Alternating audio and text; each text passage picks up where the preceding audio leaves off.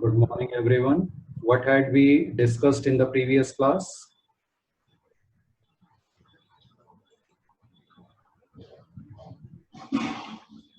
We discussed the meaning of financing decision and which is also called capital structure decision.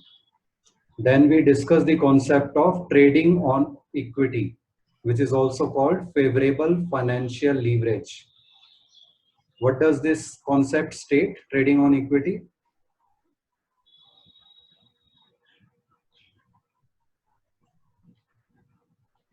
Chinmay, मैं last class में नहीं था. ये पढ़ो सामने क्या लिखा है.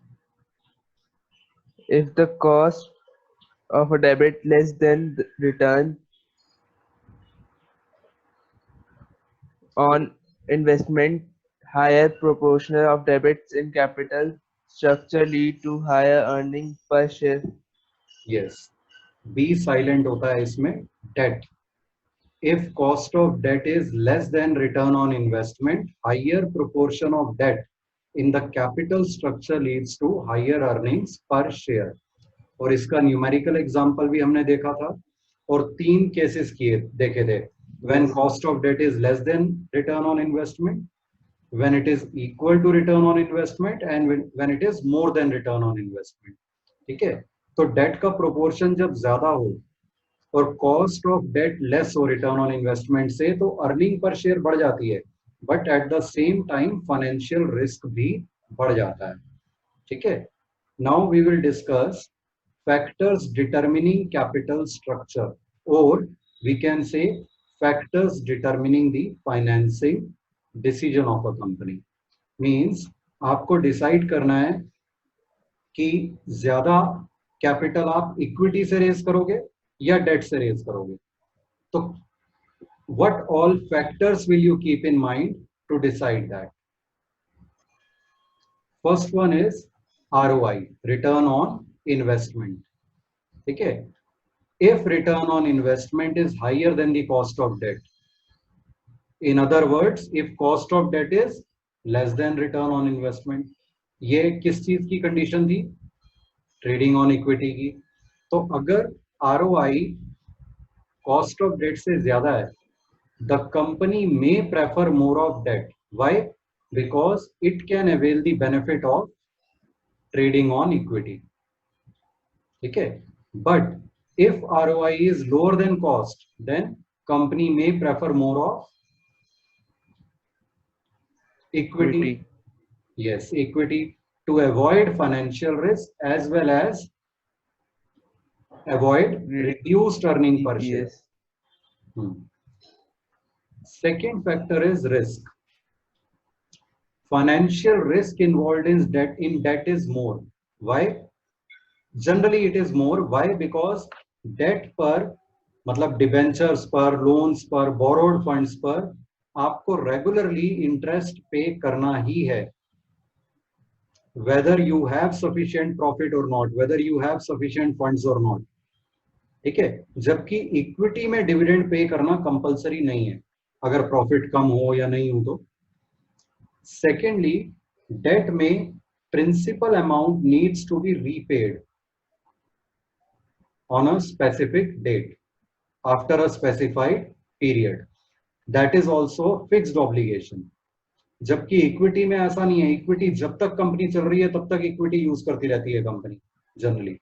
ठीक है. So the financial risk is more if debt is more, कि अगर कंपनी कभी इंटरेस्ट पे नहीं कर पाई या प्रिंसिपल अमाउंट डेट का रीपे नहीं कर पाई, then the creditors or the lenders, they can sue the company and the court may declare the company bankrupt and the company may be forced to shut down its business. So from financial risk point of view, equity is a better option. जब आपको capital structure decide करना है तो किसी एक factor के basis पे नहीं कर सकते. ये जितने भी फैक्टर्स हम डिस्कस कर रहे हैं और आगे करेंगे, you have to keep all of these in mind, and then you have to decide how much of equity and how much of debt you will have in your capital structure. Clear? Yes, sir.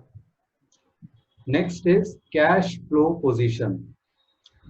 Sometimes a company having huge profits may have very less funds available in the form of cash and bank balance.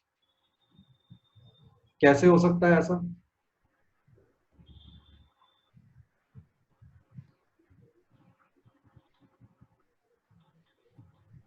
अगर ज्यादातर sales credit पे हैं, अभी वो amount collect ही नहीं हुआ customer से, debtor से, तो यस देवेश। सर ऐसा भी तो हो सकता है उन्होंने इन्वेस्टमेंट करी हुई हो इसलिए उनके पास कैश ना हो। हाँ बिल्कुल, ये भी हो सकता है कि जो उनके पास फंड्स थे उन्होंने इन्वेस्ट कर दिए कहीं पर, और अभी एट प्रेजेंट उनके पास सफिशिएंट फंड्स नहीं है इंटरेस्ट पे करने के लिए। तो अगर कंपनी के पास कैश फ्लो पोजीशन मतलब cash in hand, bank balance, ये फ्लक्चुएट होता रहता है, ठीक है, तो ऐसी कंपनी को डेट ज्यादा इश्यू करनी चाहिए या नहीं?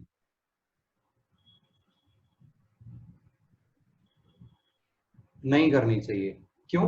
बिकॉज उस पर तो fixed period of time, intervals of time में इंटरेस्ट पे करना ही है। अगर कैश नहीं होगा कंपनी के पास तो वो पे नहीं कर पाएगी and it may be liquidated. So if a company has regular cash flows, cash inflows, cash outflows, and it knows that it maintains a sufficient cash balance, cash and bank balance, then it can go for more of debt. But the companies whose cash flows are not predictable, who are not sure of their cash flows, they should prefer less of debt, more of equity, because if at any time they have less funds, they will not be able to pay the interest. ठीक है, तो manufacturing concerns जो होते हैं जिनमें risk भी ज्यादा होता है, उनके कैश फ्लोज जनरली अनप्रिडिक्टेबल होते हैं, so they should rely more on equity capital. Whereas a public utility concern, public utility जैसे कि telephone company, electricity supply company, इनको पता है हर महीने लोगों ने बिल पे करना है, तो इनके कैश फ्लोज काफी प्रिडिक्टेबल और रेगुलर होते हैं, they can go for higher amount of debt. Clear?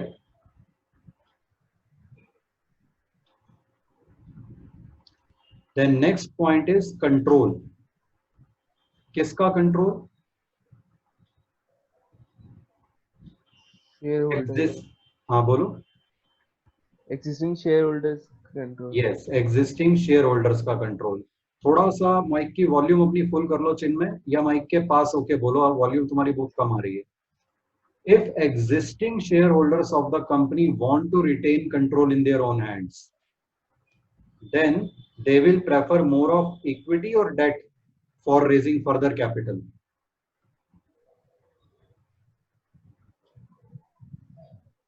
अगर और इक्विटी शेयर्स इशू कर देती है कंपनी तो और नए शेयर होल्डर्स आ जाएंगे, तो एग्जिस्टिंग शेयर होल्डर्स का जो परसेंटेज है शेयर होल्डिंग वो थोड़ा कम हो जाएगा पहले से। That means their control will get diluted. If they do not prefer to dilute their control, if they want to retain the control, they will not prefer issue of further equity shares. Then debt will be preferred. On the other hand, if the existing shareholders do not have any problem with sharing the control of the company with new shareholders, then they can go for more of equity. Clear? Yes, sir. Next is flexibility. Using high proportion of debt reduces flexibility to issue further debt. अगर पहले से ही high date रखी हुई है company ने, तो फिर अब वो और ज्यादा डेट इशू करना उसके लिए बहुत रिस्की हो जाएगा। So to maintain flexibility, a company should keep some borrowing scope for future. Similarly, very high proportion of equity also reduces flexibility, क्योंकि इक्विटी को कंपनी रीपे नहीं कर सकती कभी कैपिटल कम करनी हो तो, जबकि डेट को रीपे कर सकती है. So the company may use some debt as debt can be raised and repaid as and when required. Clear? Yes, sir. Next is interest coverage ratio, ICR. ये आप अकाउंटेंसी में भी पढ़ोगे आगे. Interest coverage ratio is equal to EBIT upon interest. Now what is this EBIT? Earnings before interest and tax. I repeat, earnings before interest and tax divided by interest. अगर हम ध्यान दें तो सपोज कंपनी का profit है interest और tax से पहले 1 लाख रुपीस, और उसने इंटरेस्ट भी पे करना है 1 लाख रुपीस, तो कैसी हम कहेंगे फाइनेंशियल पोजीशन है या प्रॉफिटेबिलिटी है कंपनी की?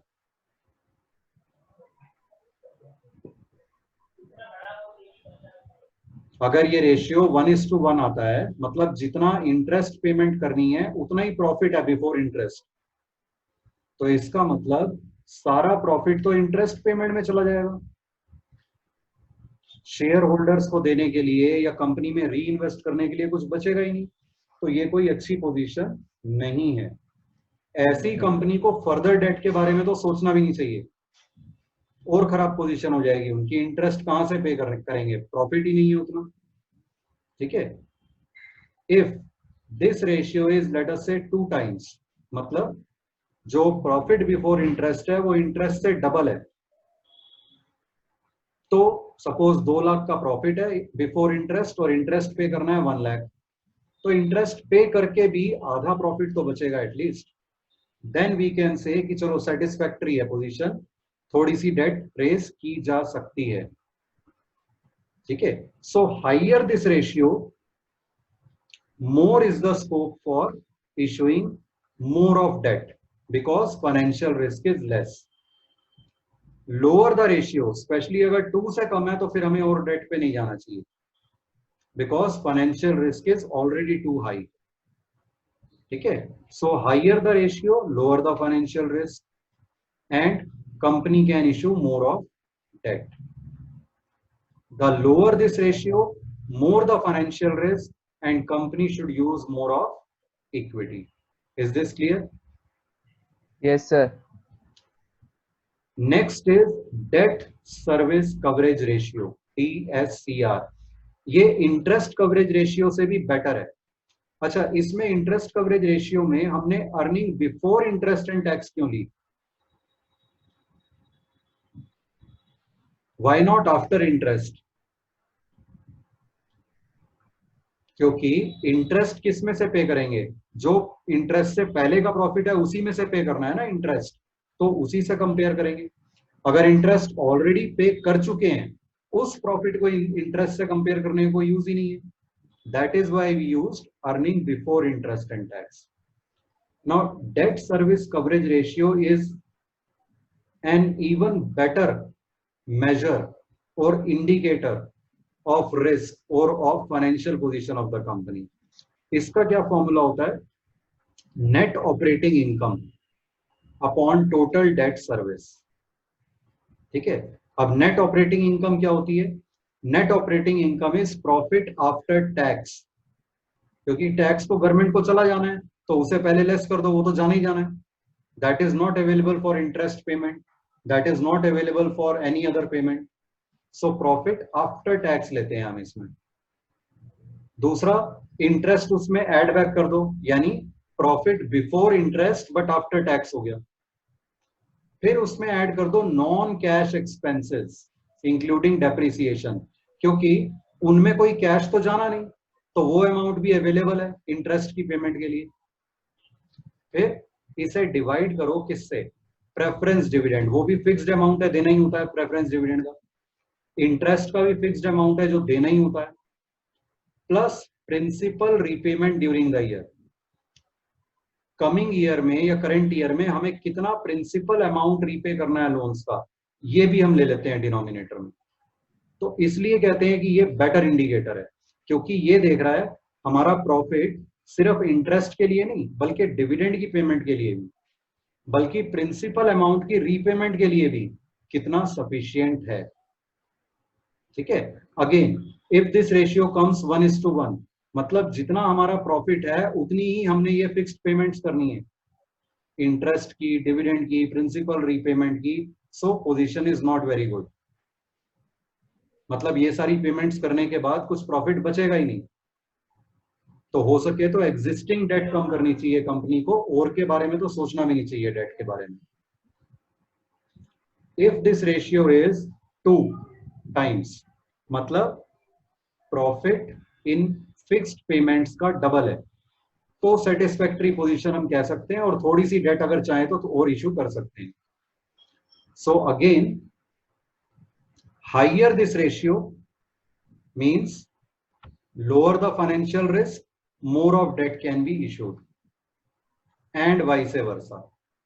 ठीक है, so if DSCR is let us say 0.95, it would mean net operating income is only enough to cover 95% of annual debt payments. तो बाकी 5% कहां से पे करेंगे, मतलब फाइनेंशियल पोजीशन और प्रॉफिटेबिलिटी खराब है। If debt service coverage ratio is low, company will prefer more of equity because financial risk is already very high. But if this ratio is high, the company may opt for more debt in its capital structure. Clear? Yes, sir.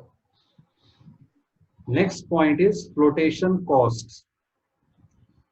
There may be different amounts of cost involved in raising finance by issuing shares, by issuing debentures and getting a loan.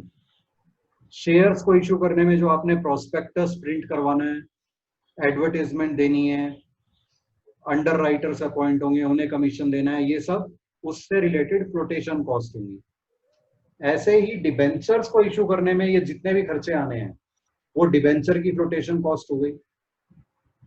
Bank से अगर आप loan लेने जाते हो या किसी financial institution से, तो वो लोन प्रोसेसिंग फीस चार्ज करते हैं, वो उसकी फ्लोटेशन कॉस्ट है। तो हम कॉस्ट्स को भी कंपेयर करेंगे, जिस सोर्स में कॉस्ट कम होगी ऑब्वियसली उसे हम प्रेफर करेंगे। Clear? Yes, sir. Next is cost of debt. As we discussed earlier, cost of debt is generally less. किन कंपनीज के लिए? जिनकी प्रॉफिटेबिलिटी अच्छी होती है। So if the cost of borrowed funds is less as compared to cost of owned funds, the company may prefer more of borrowed funds. Otherwise, it will prefer more of owned funds, or we can say equity. Clear? Yes, sir.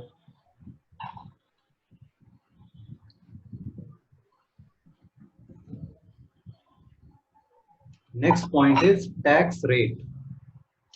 Since interest on debt is a tax deductible expense, अगर tax rate high है तो company encourage हो सकती है ज्यादा date issue करने के लिए, क्योंकि डेट पे जो इंटरेस्ट पे होगा उस पे टैक्स नहीं लगेगा।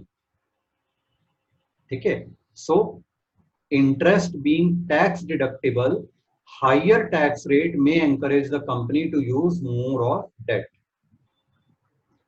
Clear? Yes, sir. Next is cost of equity. If a company issues excessive debt, shareholders may panic. Why? Because high debt means high financial risk, and the shareholders may start selling their shares. उससे क्या होगा? Share के prices fall हो जाएंगे। More over जो share holder बचेंगे उनका desired rate of return बढ़ जाएगा, वो चाहेंगे कि हमें रिटर्न और ज्यादा दो, डिविडेंड और ज्यादा दो, क्योंकि आपने रिस्क कितना बढ़ा दिया है कंपनी का। So because of this the company can not issue a very high amount of debt, it can use debt only to a certain limit. Clear? Limit. Yes, sir.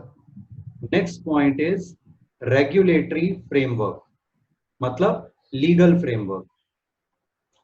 the legal provisions regarding issue of equity and debt have to be kept in mind. ठीक है? For example, a company cannot issue equity shares more than its authorized capital. ये अभी recently पढ़ा होगा आपने share capital के chapter में accountancy में yes, पढ़ा है ना, अभी चल ऑथराइज्ड रहा है। कैपिटल, कि कोई भी कंपनी Yes, अपनी sir. ऑथराइज्ड कैपिटल से ज्यादा अमाउंट के शेयर्स इशू नहीं कर सकती। तो अगर ऑलरेडी उतने कर चुकी है तो फर्दर कैपिटल के लिए फिर उसे डेट इशू करनी पड़ेगी। ठीक है? इसी तरह से और कई गाइडलाइंस से भी गाइडलाइंस होती हैं, रिस्ट्रिक्शंस होती हैं, कई लीगल जो ध्यान में रखनी होती हैं before deciding whether to issue more of equity और debentures. Clear? Yes, sir. Capital structure of other companies copy कर लो। अगर कंफ्यूजन हो रही है कि हम कितनी इक्विटी कितनी डेट रखें, खुद से डिसाइड नहीं कर पा रहे, तो जिस इंडस्ट्री में आप हो, अगर आप गारमेंट्स इंडस्ट्री में हो तो गारमेंट इंडस्ट्री की जो अच्छी कंपनीज हैं, जो अच्छा बिजनेस कर रही हैं, जिनकी फाइनेंशियल पोजीशन भी अच्छी है, जिनकी प्रॉफिटेबिलिटी भी अच्छी है, उनका कैपिटल स्ट्रक्चर देखो और उससे थोड़ा सा आइडिया ले लो कि आपको कितनी इक्विटी कितना डेट रखना चाहिए। Clear? Then next is fixed operating cost. Fixed operating cost कौन सी होती है? वो कॉस्ट जो इंकर करनी ही करनी है। इकोनॉमिक्स में आपने पढ़ा होगा फिक्स्ड कॉस्ट वेरिएबल कॉस्ट, पढ़ा है? Yes, sir. कौन सी होती है fixed cost? So wages, salaries. हाँ, जो आपको फिक्स्ड अमाउंट पे करना ही है irrespective of the level of production. चाहे आप प्रोडक्शन बिल्कुल मत करो, चाहे आप कम करो, चाहे आप ज्यादा करो, ये कॉस्ट तो फिक्स्ड अमाउंट आपको इंकर करना ही करना है। जैसे wages, Yes, sir. Salaries, rent, insurance premium.